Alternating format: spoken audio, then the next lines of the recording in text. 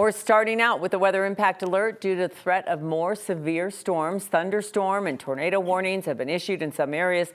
This is a live look over hill rows near the town of Brush in the northeastern plains, where we're following the threat of more hail and strong gusty winds. And we've already seen some of that hail come down. And in Fort Morgan, that area was pelted by hail just within the last hour or so. Look at seeing it come down here. This is what it looked like when it started coming down at a park.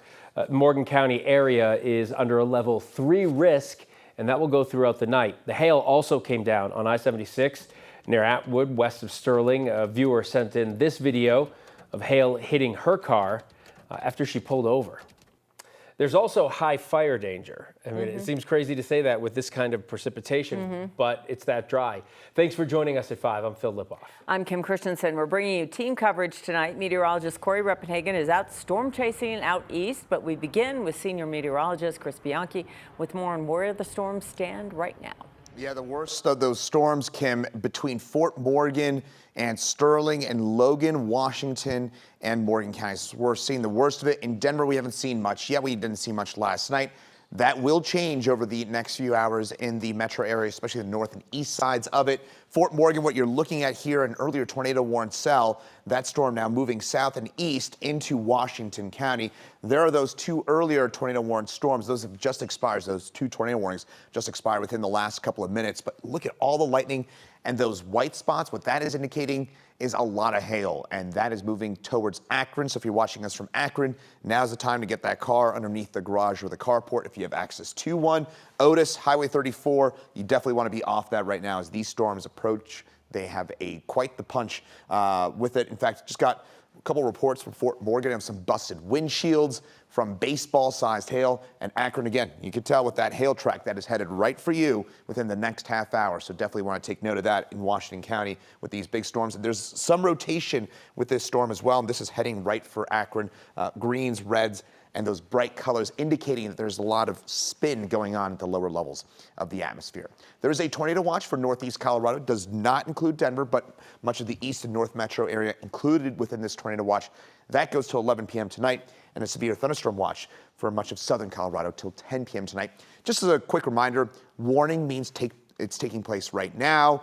Take action, while a watch means conditions favorable. Be on guard. So be on guard for a tornado in northeast Colorado, though there were those earlier warnings where you had to take shelter. Southern Colorado, some storms will develop over the next few hours. In Denver, we're going to start to see things fill in here within the next little while, some showers and storms. Those will last through the evening, but the severe threat will be higher just the north and east of Denver.